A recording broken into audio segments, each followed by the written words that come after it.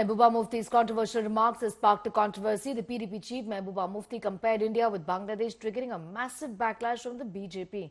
Mufti said that there is no difference in India and Bangladesh. She went on to say, and I quote, India is targeting minorities here and Bangladesh is targeting Hindu minorities there. She claimed that Indian government is demolishing mosques, just like temples are being attacked in Bangladesh. BJP has gone all guns blazing against Mufti, calling her anti-national. BJP has also demanded firm action against the PDP chief, accusing her of trying to provoke Muslims. Congress का ये मानना है तमाम majority के लोगों को minorities को protection देने का काम करना चाहिए और जो रेस्पेक्टिव गवर्नमेंट्स है उनका तो ये कॉन्स्टिट्यूशनल ड्यूटी है कि वो अपने मुल्क के अंदर जो माइनॉरिटीज है उनको तहफ़्फ़ुज़ दें। उनको कॉन्स्टिट्यूशनली वो ड्यूटी है।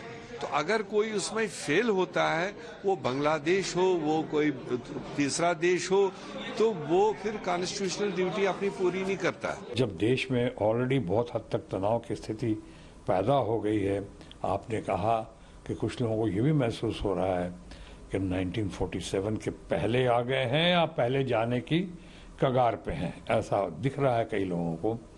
ये सही नहीं है। हम तमाम लोगों की कोशिश है कि हम लोग मिलजुल के सुख शांति के साथ रहें, लेकिन हाँ, कुछ लोग और उसमें कुछ हमारे नेतागण भी हैं जो पूरी कोशिश कर रहे हैं। ना ही वो सराहनीय है और ना ही वो प्रशंसनीय है।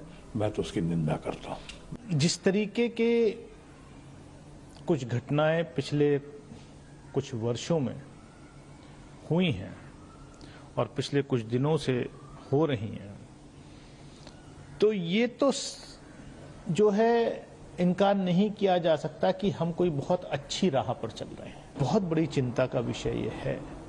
खाली एक संभल और अजमेर ही नहीं, जिन्हें कितने इश्यूज रोज इस देश में होते हैं।